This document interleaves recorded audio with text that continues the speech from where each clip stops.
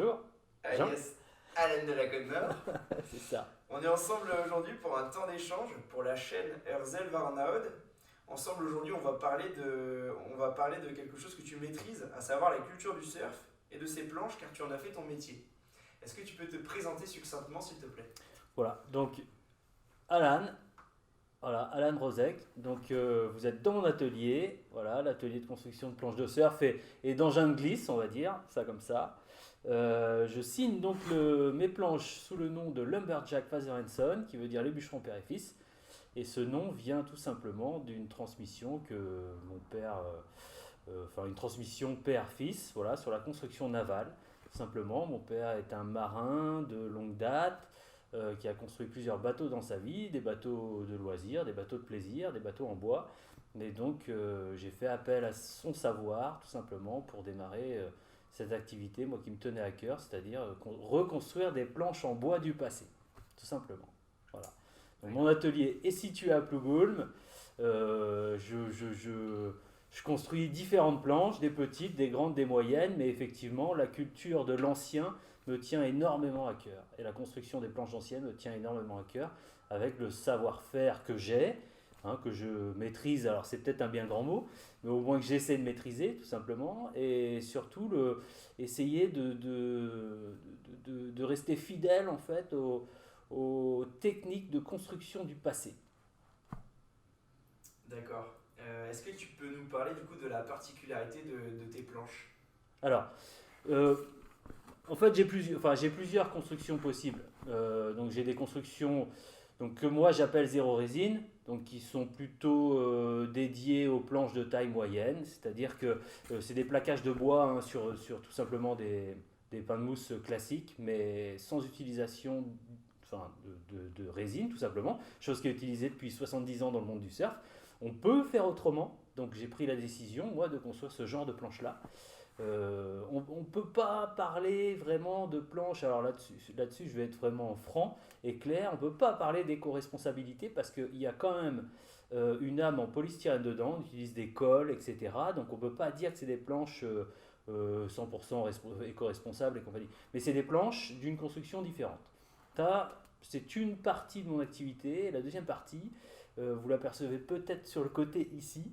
En fait, c'est des planches creuses reconstruites comme à l'ancienne. Voilà, et ça, cette construction est plutôt dédiée, au moins dans mon activité, sur des planches très grandes, c'est-à-dire des planches qui dépassent 3 mètres et allant jusqu'à 6 mètres de long, tout simplement.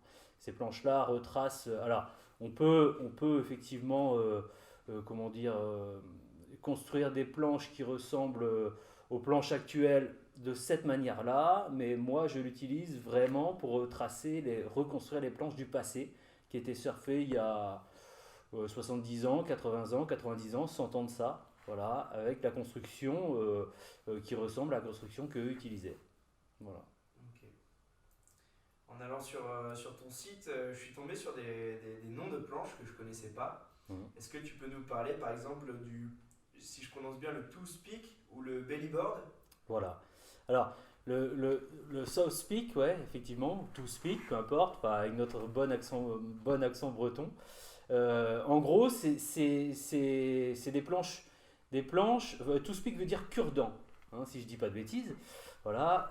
Donc c'est des planches qui étaient utilisées il y a 100 ans de ça. Voilà. Et c'est le nom qu'on a donné à ces planches-là parce qu'elles avaient souvent un avant quasiment, enfin presque pointu et un arrière très pointu. Donc c'était des planches sans dérive. C'est un nom commun ouais, un nom commun sur ce type de planche-là. Et en gros, donc c'est donc un certain monsieur qui s'appelle Tom Blake qui a commencé à construire ces planches-là il y a une centaine d'années. Donc entre les années 1920, 1930, j'aurais pas la date précise exactement. Et donc c'est les planches qui ont fait passer en fait le surf des planches pleines en bois, donc très très lourdes, c'est-à-dire qui pesaient 60-70 kg à des planches. Donc lui a construit ces planches creuses, pardon, la South Peak, qui a fait passer en fait les planches de 80 kg ou 70 kg à 20 kg. Voilà. Et donc le surf est devenu beaucoup plus accessible à, on va dire, le commun des mortels. Malgré que ce soit quand même des planches assez compliquées parce qu'il n'y a pas de dérive dessus, il n'y a pas de liche dessus qui permet de ne pas perdre sa planche, etc. Donc Donc voilà, donc ça c'est un type de planche moi que je construis, que je surfe aussi, qui me tient énormément à cœur, c'est une glisse extraordinaire. Et voilà, c'est pas à l'origine, mais c'est l'origine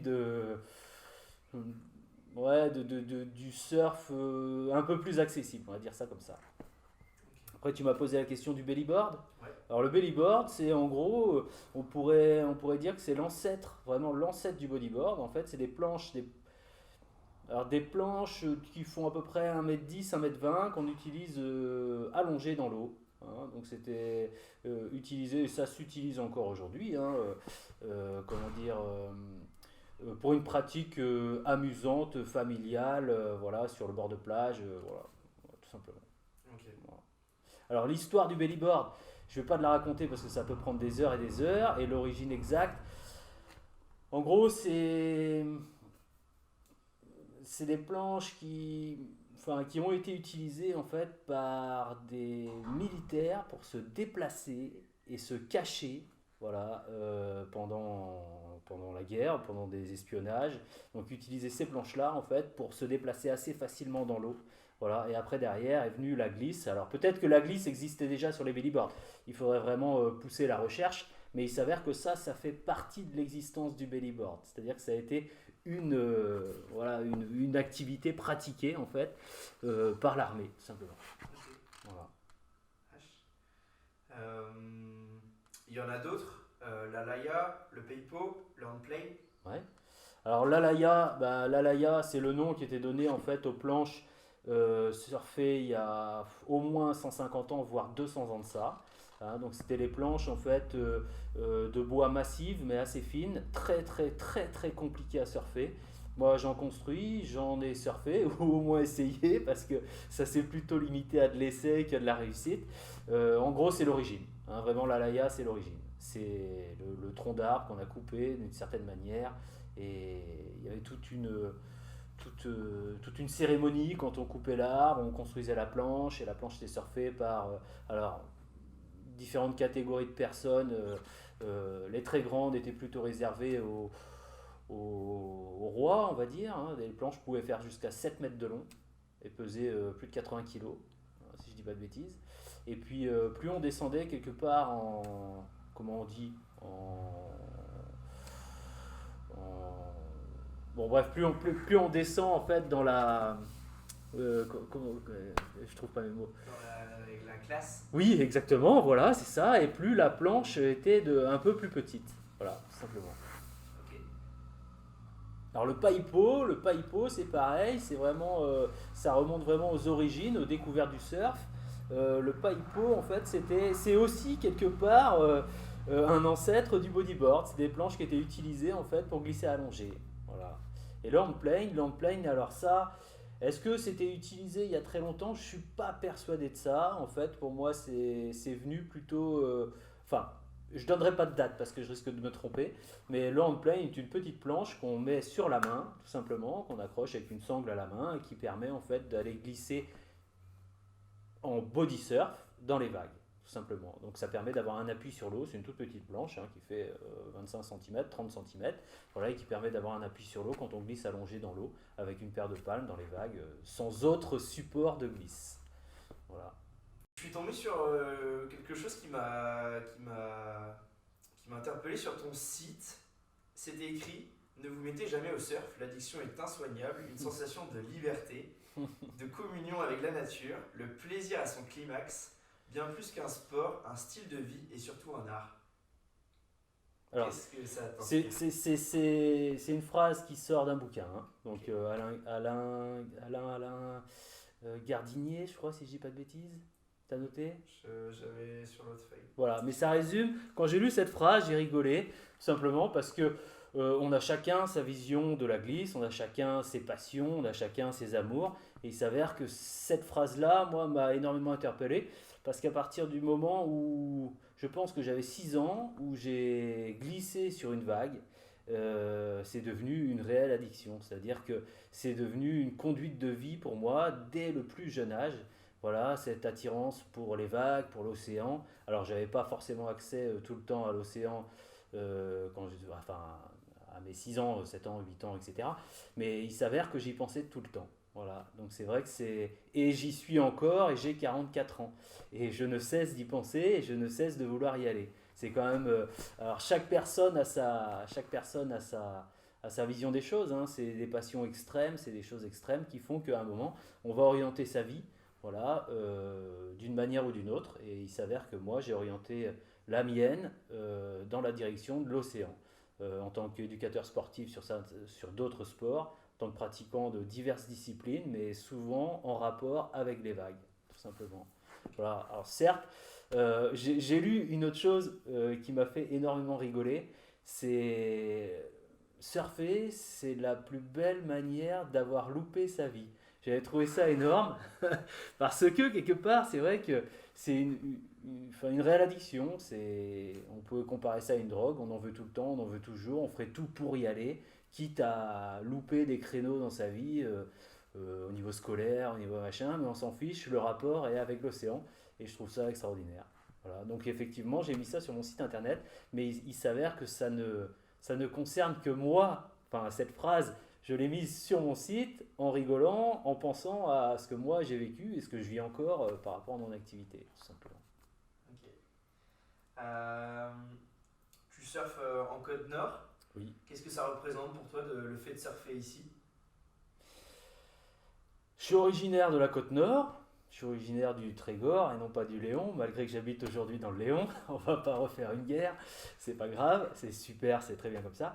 Euh, En fait, j'aime énormément l'hiver. J'aime énormément le temps froid. J'aime énormément la grisaille. J'aime le granit. J'aime les pays du nord. Voilà. J'aime aller vers le nord quand je pars voyager et je descends rarement dans le sud. Et il s'avère que la Bretagne, le Finistère et la côte nord ici, c'est un peu le centre de toutes ces activités, enfin de tout ce mélange de choses qui m'attirent énormément. Voilà. Donc j'aime la côte nord, j'aime dire que je suis de la côte nord, je trouve ça génial. Et puis quand l'été arrive, quelque part, je me sens moins bien que quand l'hiver arrive. Voilà. Je trouve que c'est un petit côté mystique, un petit côté magique, voilà, d'atmosphère, de luminosité que moi j'aime énormément. Ok. Euh, T'as des très grandes planches dans ton atelier. Oui. Pourquoi? Alors ça, en fait, je savais qu'un jour on allait poser ce genre de questions et je me demande encore pourquoi je veux encore plus grand et encore plus grand et encore plus grand. C'est-à-dire que je vais essayer de faire simple. Quand j'étais petit, j'ai glissé à 6 ans sur un matelas gonflable que mes parents m'avaient acheté. Mon père m'a poussé, glissé sur le ventre sur peut-être une centaine de mètres. Ça a été l'addiction absolue. Voilà. Et je suis passé au bodyboard, enfin skimboard, bodyboard, bref. Et mes amis surfaient déjà des shortboards, des petites planches de surf. J'ai essayé, ça m'a pas plu. Voilà, moi j'étais déjà attiré très jeune par les grandes planches, les longboards, sauf que c'était assez difficile peut-être d'en avoir par ici, ou alors il y avait très peu de magasins, etc. Donc c'est un peu compliqué. Et puis mes parents, je pense, n'avaient pas spécialement envie, pensaient que c'était peut-être un petit, comment dire, un petit caprice de jeune de vouloir avoir une très grande planche. Donc j'ai pas eu accès à la très grande planche. Donc en fait, je me suis pas mis au surf. J'étais déjà attiré par les grandes planches. Et puis quand j'ai pu, je me suis acheté un longboard, c'est-à-dire 9 pieds, donc presque 3 mètres. Je l'ai trouvé trop petit. Voilà, je trouvais toujours trop petit. Donc j'ai fait construire plus grand, 10 pieds, enfin un peu plus, enfin 9 pieds c'est un peu moins de 3 mètres, donc 10 pieds, 3 mètres, je trouvais ça encore petit. Et puis je suis passé à 11 pieds, 3 mètres 30. Là j'ai commencé à trouver ça assez excitant, assez génial. Ça y est, je me retrouvais dans mon activité, dans ce que moi je cherchais. Et en fait, la limite s'est jamais arrêtée. Passer à 11 pieds, j'ai voulu 12 pieds. Passer à 12 pieds, j'ai voulu 13 pieds. Et là, je me suis retrouvé confronté à un problème. C'est que j'avais du mal à trouver, en fait, les shapers, on va dire, pas capables. Capables, il y en a plein. Mais ayant enfin, le matériel nécessaire, en gros, pour construire des grandes planches comme ça. Donc, et cette réflexion-là a fait que j'ai rencontré un blocage. Donc, j'arrivais plus à avoir des planches plus grandes que ce que je voulais, enfin aussi grandes que ce que je voulais. D'où moi ma décision d'en construire une première avec mon père. Et suite après mon activité a découlé de ça. Voilà. Donc la planche qu'on a fait avec mon père faisait 15 pieds et demi. Donc c'est-à-dire 4 mètres. Combien ça fait 15 pieds et demi? Ouais, pas loin de 4 mètres 50, 4 mètres 80, peu importe. Un truc gigantesque. Et voilà, j'ai surfé dessus, je trouvais ça encore plus génial. Donc en fait, j'ai pas de réponse à cette question. Je crois que la question, elle est très, enfin la réponse peut être très vaste parce que il y a la grandeur de la planche, mais il y a aussi le rapport à l'ancien. Voilà, d'enlever la dérive sur la planche, de plus avoir de liche sur la planche. C'est-à-dire que tout ça, et la grande planche m'attire, mais il y a le style de la grande planche surfée qui m'attire aussi. Et en fait, c'est pas un style nouvelle génération, c'est un style très ancien. Voilà, donc je ne peux pas répondre beaucoup plus à ça. Donc il s'avère que là, j'ai une planche de 5 mètres en construction, et la prochaine, on fera 6, 20 pieds. Voilà. Et est-ce que ce sera la limite? Je pense, j'espère, on verra bien. Peut-être que j'irai à 7 mètres, j'en sais rien, je ne sais pas du tout. Et c'est quand même. Tu surfes ça dans des vagues, dans un certain type de vague. Oui. Quel genre de vague? Alors, il faut des vagues longues et pas trop creuses parce que ça pourrait être dangereux. Voilà.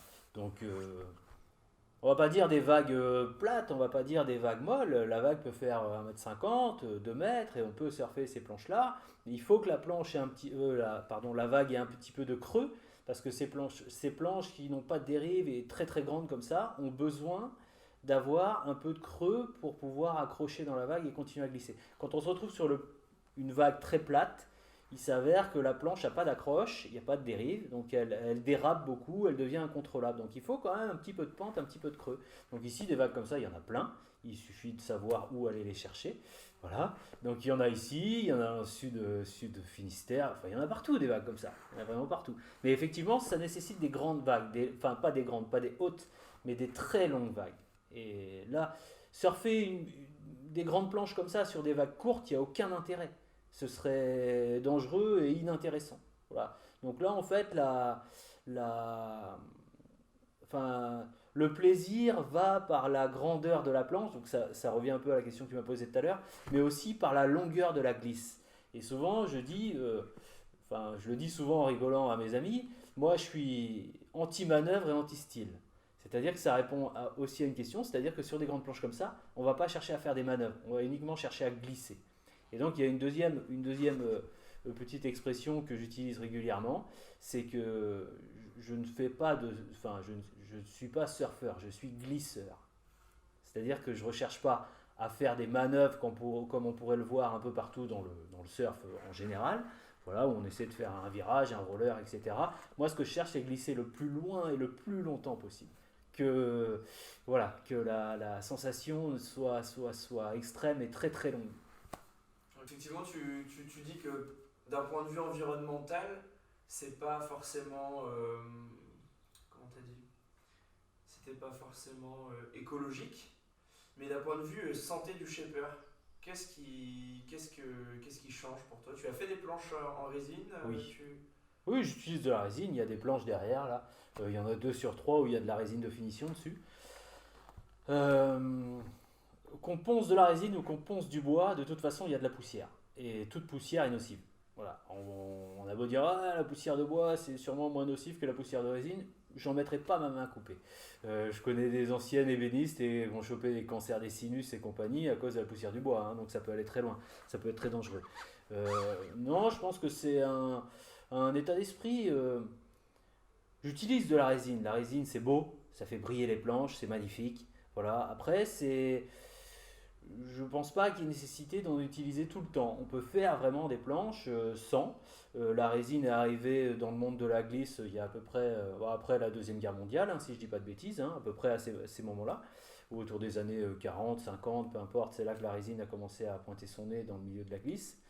Ça a facilité beaucoup de choses sur les constructions de certaines planches, mais avant tout ça, il n'y en avait pas, tu vois.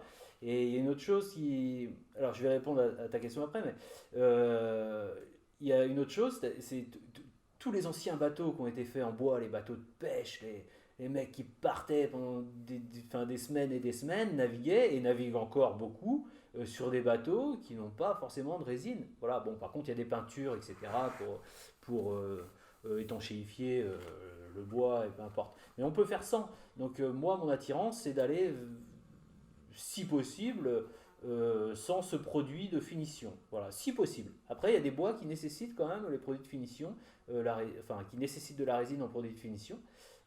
Comme le balsa, c'est des bois spongieux qui vont absorber l'eau. Donc sans ça, on peut pas faire une planche en balsa où on prend de gros risques sans utiliser de résine. Alors, euh, enfin, je peux pas dire plus. Je pense que c'est des convictions. Voilà. Moi, je suis convaincu que j'ai des grandes planches qui font 4,30 m, 4,50 m, qui sont complètement creuses, c'est-à-dire montées sur un squelette, comme on peut voir ici à côté, là, j'insiste, où il y a zéro résine dessus. Il y a uniquement du vernis. Voilà. Et des vernis relativement propres, sans white spirit, sans compagnie. Donc c'est une voie ouais, qui m'intéresse énormément. Voilà. Comment tu vois ton métier de shaper dans 10 ans? Alors, je vois pas mon métier de shaper. Excuse-moi, je te reprends là-dessus. En fait, je me vois, enfin, je me considère pas comme shaper. Enfin, j'aimerais pouvoir me considérer comme un constructeur de planches. Voilà, constructeur de planches sur les techniques en fait que j'utilise sur certaines planches. Et j'aimerais vraiment ne faire plus que ces constructions-là, creuses, un assemblage de bois, un squelette, etc. Donc, comment je le vois dans 10 ans?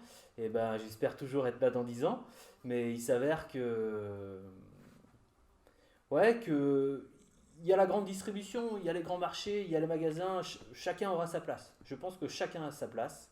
Voilà, après, moi j'ai un univers qui est vraiment très défini et que je ne lâcherai absolument pas, c'est-à-dire que je ne vais pas me mettre à faire de la production de petites planches, de petits.